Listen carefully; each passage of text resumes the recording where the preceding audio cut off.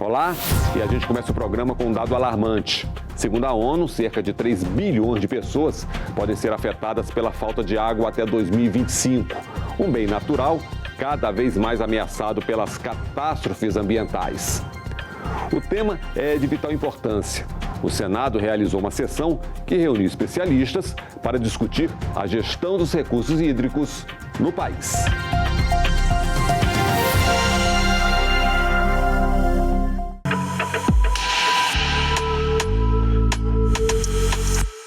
Aquecimento global, poluição e outras formas de degradação ambiental alteram os ciclos das chuvas e comprometem a quantidade e a qualidade da água. E entre os mais prejudicados estão as populações vulneráveis. O Brasil tem 28 segmentos de povos e comunidades tradicionais, não são apenas indígenas e quilombolas, e esses povos e comunidades tradicionais, eles habitam 1/4 do território nacional. E a maioria desses povos e comunidades tradicionais, apesar de serem povos originários do nosso país, eles não têm acesso à água de qualidade, seja por causa da poluição, seja porque essas águas estão secando. As comunidades marginalizadas são frequentemente as mais afetadas pela escassez de água e pela poluição, enquanto as populações privilegiadas desfrutam de acesso abundante e recursos hídricos limpos.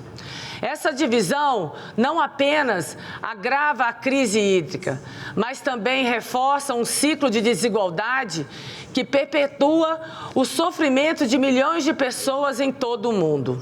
Apesar de 70% da superfície do planeta ser coberta por água, menos de 1% está disponível para consumo. E como já dissemos, bilhões de pessoas podem ser afetadas pela falta d'água no mundo até o ano que vem. Apesar de sua importância inquestionável, enfrentamos hoje uma crise hídrica sem precedentes, exacerbada pela poluição e pelo uso não sustentável dos recursos hídricos. A governança e a gestão das águas, ela é uma das principais ferramentas de adaptação e mitigação aos efeitos da mudança climática.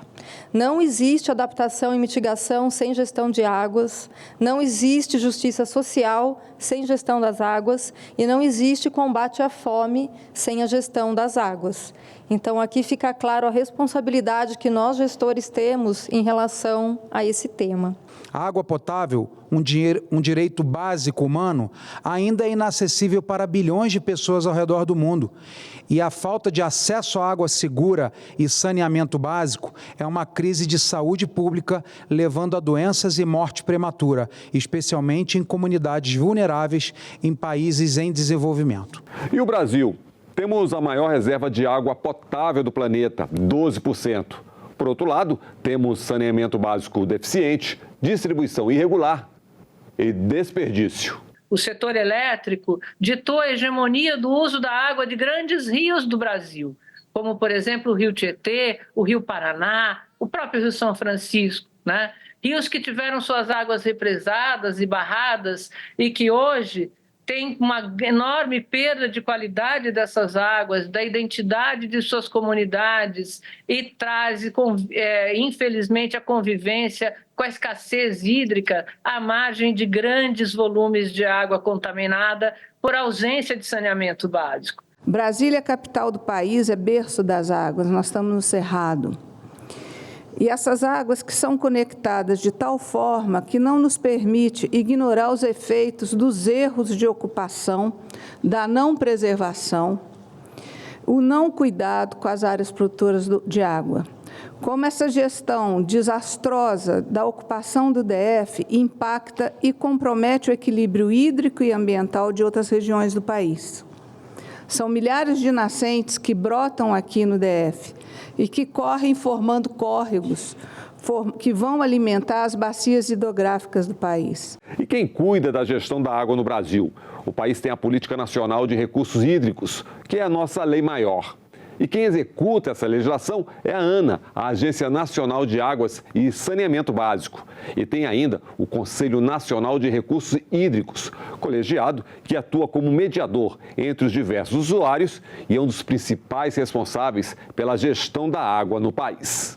É desalentador, né, e faz um registro, né, passarmos pela segunda comemoração do Dia das Águas, Mundial das Águas, segunda comemoração consecutiva, sem ter ainda uma definição muito clara sobre a governança federal e sem reuniões do Conselho Nacional de Recursos Hídricos. E o Conselho Nacional é a instância máxima, né, da nossa política nacional. É ele que formula as políticas de Estado. A ANA é essencial, ela é imprescindível, ela tem uma missão insubstituível, que é a de implementação da Política Nacional de Recursos Hídricos. Vimos aí, temos leis, agências de regulação, conselho diretivo, mas a gestão ainda não funciona a contento. Os desafios são permanentes. É crucial reconhecer a importância dos biomas na regulação do ciclo da água.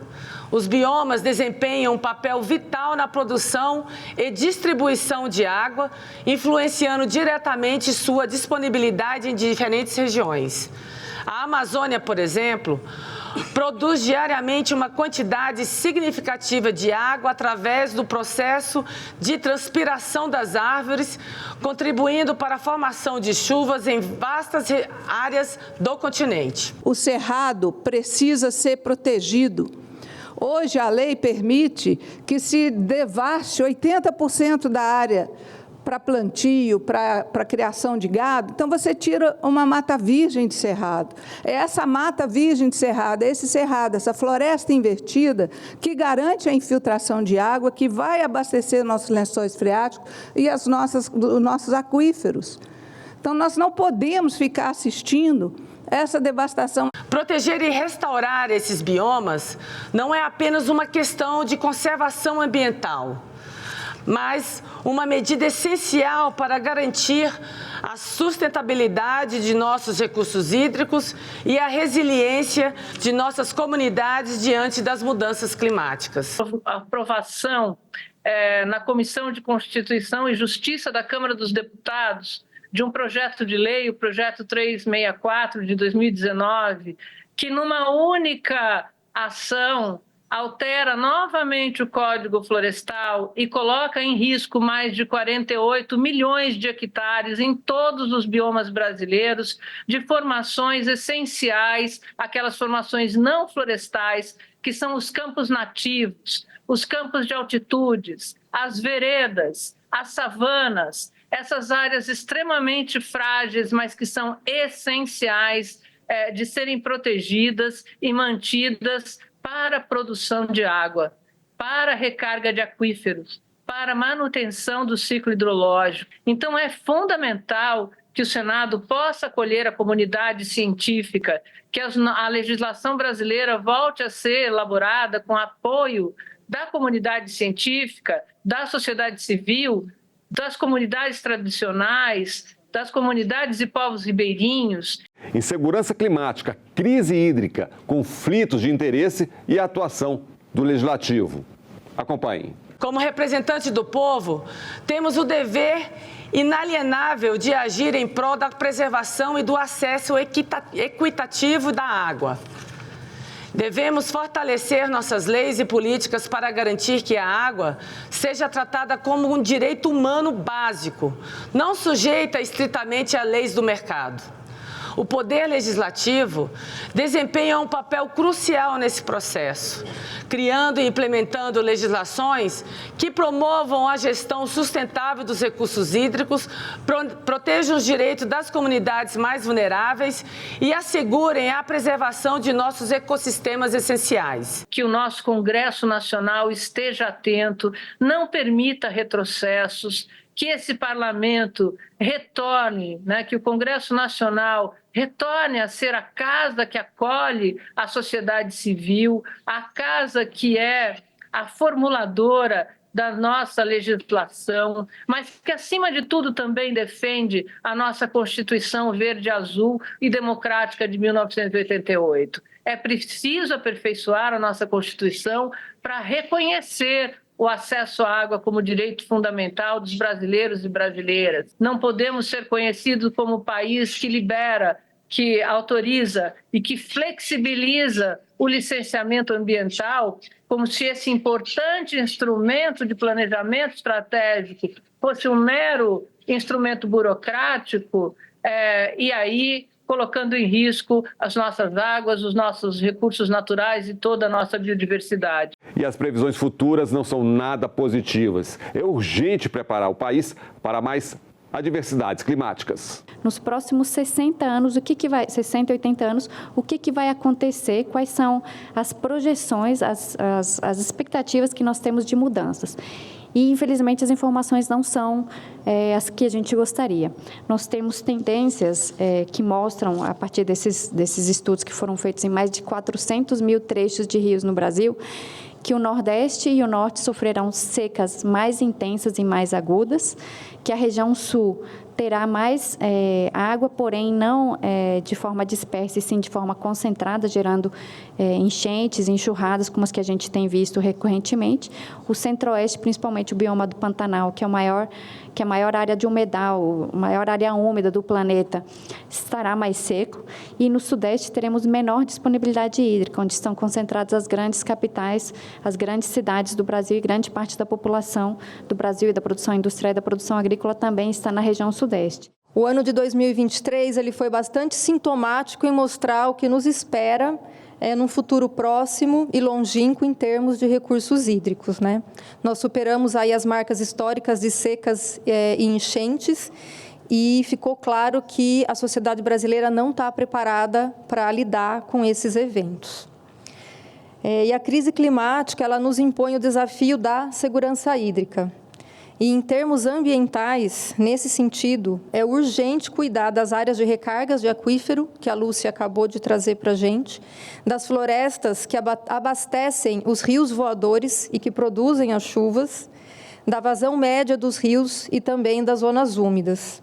É urgente aqui a gente repensar e inovar em como revitalizar as bacias hidrográficas e como fortalecer os comitês de bacias hidrográficas, que são as células que estão no chão, na ponta dessa corrente e que fazem as coisas acontecer de fato. Nós temos enormes desafios pela frente, né? E os desafios tendem a aumentar em função das mudanças climáticas, em função do crescimento da demanda por água, em função também da nossa estagnação no que se refere às reservas, né? O uso sustentável da água emerge como uma das questões mais críticas do nosso tempo. Precisamos repensar nossos métodos de consumo, promover práticas agrícolas e industriais que conservem a água e investir em tecnologias de tratamento e reciclagem de água. E como superar esse quadro se falta estrutura? Os órgãos que cuidam dos recursos hídricos no país reclamam das condições de trabalho. 12% da água potável do planeta, então a Agência Nacional de Águas, bem como o nosso sistema, é responsável por gerir o maior manancial de água potável do mundo. Isso não é pouca coisa, senadora, e para isso nós precisamos de informações, nós precisamos de equipe, nós precisamos de gente, e isso é composto pelo Sistema Nacional de Gerenciamento de Recursos Hídricos. O Congresso Nacional que aprovou a lei, que é a Política Nacional de Recursos Hídricos, que institui toda a nossa política nacional desde 1997, o Congresso Nacional que criou a Agência Nacional de Águas no ano de 2000 e também constituiu o Conselho Nacional de Recursos Hídricos, que ele está inativo, senadora. Então, apelo à senhora para o seu apoio para que esse comitê seja reconstituído o mais breve possível. E a agência, infelizmente, recentemente tem sido ameaçada com dois aspectos. O primeiro, cortes orçamentários. No dia 29 de dezembro, nós sofremos um corte de 31 milhões de reais do nosso orçamento. E agora, no começo do ano, nós recebemos um corte de mais de 41 milhões de reais, que compromete, inclusive, o funcionamento da rede hidrometeorológica nacional até o final desse ano. Ana tem perdido força de trabalho, isso é fato. Ela precisa ter reforço da sua capacidade de trabalho. Ela tem sido, na verdade, sobrecarregada com novas funções, né? E ela tem assumido tarefas que não são suas, muitas vezes, justamente pela falta dessa instância de articulação no governo federal, dessa falta de uma instância de formulação de política de governo. Então, é importante aí, né, que se pensasse bastante nessa questão de valorizar a Ana, dar os meios para que ela possa políticos, inclusive, e financeiros para que ela possa atuar muito bem. E aqui eu faço do Ministério do Meio Ambiente o apelo da diretora Verônica em relação à importância da manutenção e do fortalecimento da Agência Nacional de Águas, porque a base da gestão e da governança hídrica são dados de qualidade, dados de confiança. Não tem como a gente tomar decisões se a gente não tem dados de qualidade para saber o que está acontecendo.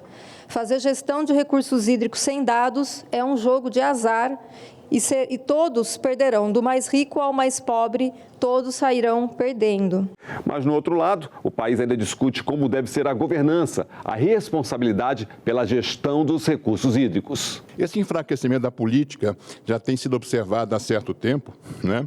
E aí eu diria que são dois sintomas fundamentais.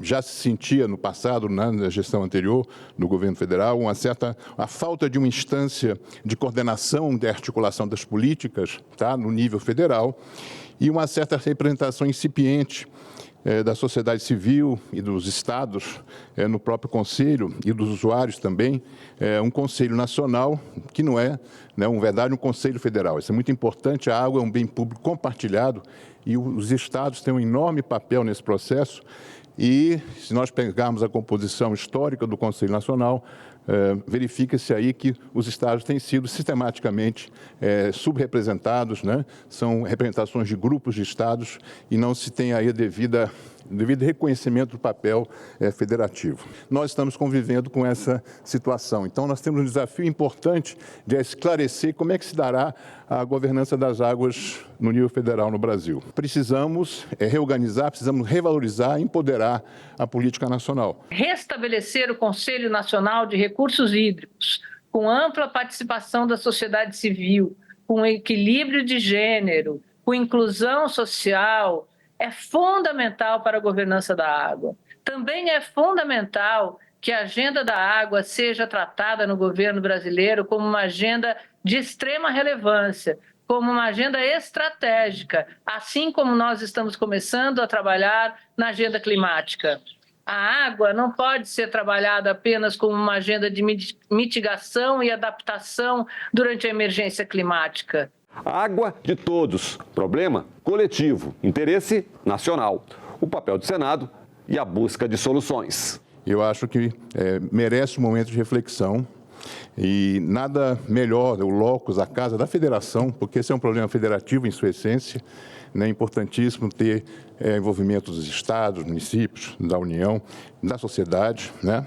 É um problema do Estado brasileiro e é importante que todos nós nos mobilizemos para superar desafios que têm aumentado. A gente precisa federalizar a nossa discussão. Esse Senado é a casa que articula e fiscaliza todos os interesses da federação. Não é só a casa do povo, é a casa da federação, né, senador? Aqui estão representados estados. E esperamos que o Senado Federal, que tem aberto um espaço, principalmente a senadora Leila tem sido uma grande parceira da nossa causa e apoiado a nossa luta, que o Senado siga o seu papel de fiscalização da federação e que juntos busquemos soluções nas esferas distrital e federal. Águas conectam cidades, estados, países e se ela pode ser motivo de conflito, também promove a união, a cooperação. Nós aprendemos no passado que muitas das nossas cidades, muitos dos nossos territórios, estados, políticos, administrativos, são divididos pela água. Os rios separam uma cidade da outra, mas, na verdade, eles não separam, eles integram e mostram que o Brasil, que tem uma lei das águas, a Política Nacional de Gerenciamento de Recursos Hídricos, aqui citada, tem um princípio extremamente importante, que é o princípio de garantia do uso múltiplo da água para todos e todas no nosso país. A estação de águas emendadas. Um lugar mágico, porque é ali que nascem as nascentes de duas importantes bacias, que vai para o Tocantins, no norte, e para o sul, vai para o Paraná. E são águas tão importantes, que também contribuem para a bacia do São Francisco, elas chegam à bacia do Prata, elas interligam nações. Então, como eu falei no início, como as águas são emendadas, nós também somos emendados, a nossa vida está entrelaçada. O ciclo é global, então o que acontece aqui afeta não só o Brasil, mas afeta o mundo inteiro. E a gente precisa voltar a lembrar do ciclo da água como um todo, e não como uma caixinha de um trecho de rio ou de um trecho de território. Não temos evoluído e a tendência é que aumente mais os conflitos. E com governança fraca, teremos, então, maior dificuldade para enfrentar esses desafios. Eu acho, quando se fala de uma nova crise energética no Brasil, a pergunta é se ela vai ocorrer, a pergunta é quando ela vai ocorrer. E certamente a atual circunstância das nossas reservas, a atual matriz de produção de energia, as demandas por água, vão levar certamente à reprodução no curto prazo, né? Quando, né? Esse ano talvez não, mas já se tem dúvida sobre o ano que vem. Se o uso da água pode desencadear a competição, ele também pode desencadear a cooperação. E é a consciência dos potenciais e benefícios e das oportunidades que surgem que vai determinar qual dinâmica vai prevalecer. Nesse sentido, eu vou destacar que o Ministério do Meio Ambiente ele parte da premissa que a gestão e governança hídrica devem abordar uma abordagem transversal, multinível e sistêmica, indissociável da gestão ambiental, com a participação das diversas áreas do conhecimento e da sociedade, pois só assim será capaz de gerar as soluções mais adequadas, sustentáveis e resilientes frente aos desafios que estão postos. E contra o risco da falta d'água, legislação eficiente, fiscalização e mais educação. Você não tem nenhum substitutivo para a água. E não é possível que o ser humano continue guerreando contra a água.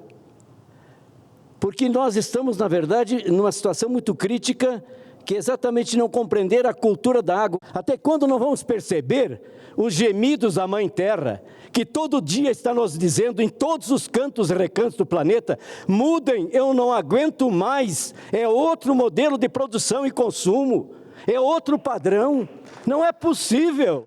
É fundamental que as ações voltadas, que nasceram no Senado, para que o Brasil reconheça e aprove que o acesso à água limpa é direito humano, direito fundamental dos brasileiros e brasileiras, seja aprovada pela Câmara dos Deputados.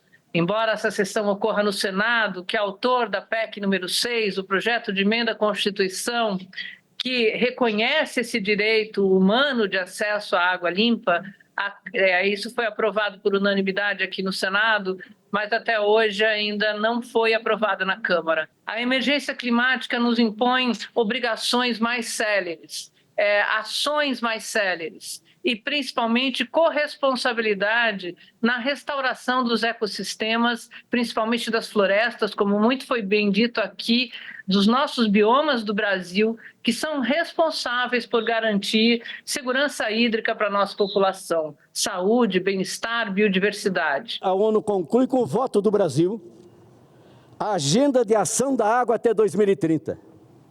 Quem que conhece? Quem que está praticando? Essa agenda de ação da água é porque está constatada que nós não vamos atingir os 17 ODS, muito menos o ODS da água e saneamento no ritmo que estamos fazendo esse trabalho numa lentidão que até as tartarugas estão se surpreendendo. Ora, não adianta mais fazer conferência, é colocar em prática o que já foi decidido. Eu vou dizer mais. A questão concreta está posta, ou muda ou muda. Senadora, se tiver uma terceira opção, por favor, nos convoque para uma outra discussão aqui. Mas sobre isso não há saída, ou muda ou muda. E isso implica numa questão fundamental. É um novo jeito de ser. Um ser mais sensível, mais amoroso, mais comunitário, mais coletivo, mais cooperativo. Está em nossas mãos. Muda ou muda? Obrigado. É isso. Preservação ambiental, menos desperdício, qualidade de vida. E vamos sempre lembrar, água também a justiça social. O Em Discussão fica por aqui. Até o nosso próximo programa.